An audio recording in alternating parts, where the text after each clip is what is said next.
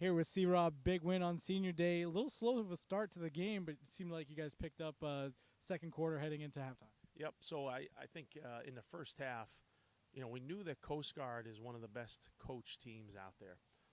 They hung with MIT right till the very end 2 weeks ago. They've had 2 weeks to prepare for us.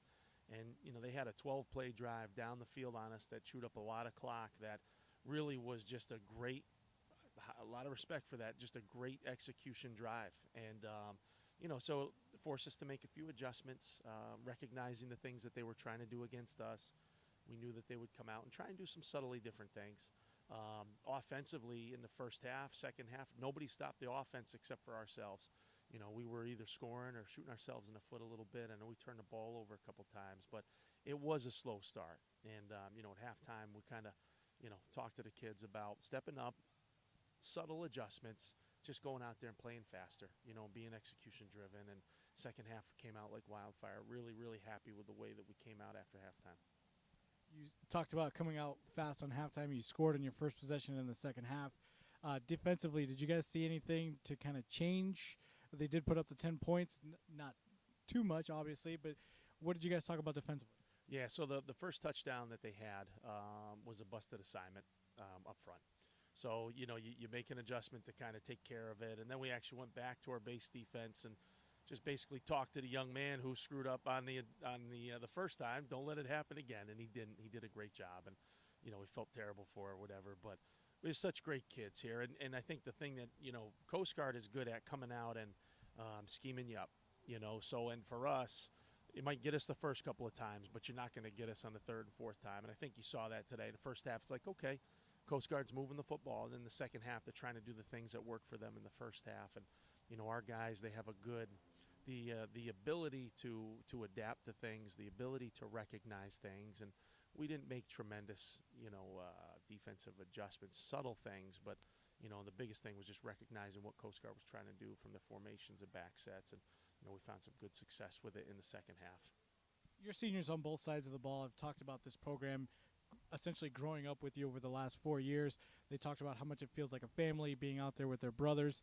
What does that mean to you, hearing your players vocalize a very family-oriented program starting from the top all the way down to your players? Yep. Well, when you think about things 10 years down the road after you graduate, 20 years down the road after you graduate, you certainly think about wins and losses. But what you think about even more so are the people and the relationships that you've created, over the years. And, I told the seniors after the game, I said, I hope that I've done right by you guys because you certainly have done right by me. And, we talked about leaving a legacy and, in anything in life, when you enter something and when you leave something, when you leave, you want it to be something better than when you started.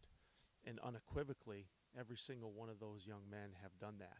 So whatever their mission was individually, collectively, it has been mission accomplished and then some for them during their 4 years here. And, and the last thing I told them, and it's the honest truth, is that each and every single one of those guys, they'll be ingrained into my memory forever.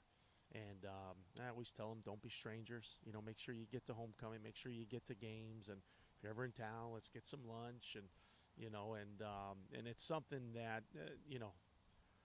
25 years from now, when I'm retired, it'll be the same way for me. You'll think about the wins and losses, but the most important thing that you'll have are the relationships of the people that you spend time with, and that's the truth. And that's why I love being at WPI. That's why it's the best place. One last thing, Coach. You've been put in a position to kind of win out, to put yourself in a good position as far as a bowl game is concerned. You guys got 5 wins in a row. I know you've talked about get one at a time. Now you have one left in Norwich. How are you guys going to prepare for that one? Yeah, so I think the first half today was something that we needed because we were in a dogfight against a good team. And I think it sparked something with our guys coming out in the second half to really, let's kick it in gear. Let's play the way that we're capable of playing. So hopefully our goal is, you get a 3.5-hour trip up to Northfield, Vermont on Saturday morning, is that we can get off the bus. And when I say that, I mean, when we get off the bus, we are ready to go.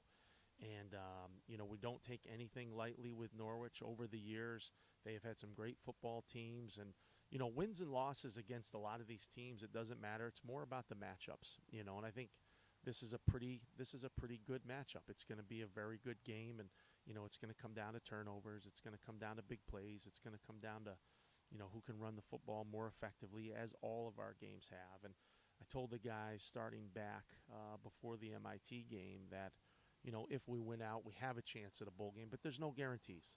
So what that means is every single week is playoff football for us. So MIT going into the game, that was a playoff game for us. Today we got a W. It was a playoff win for us. You win, you keep going. You lose, you're done. So next week, that's going to be playoff football for us up at Norwich, and our guys will work hard to get ready for that game and to be prepared for the long trip and hopefully to continue on a good streak. Coach, congrats on the win. Good luck next week.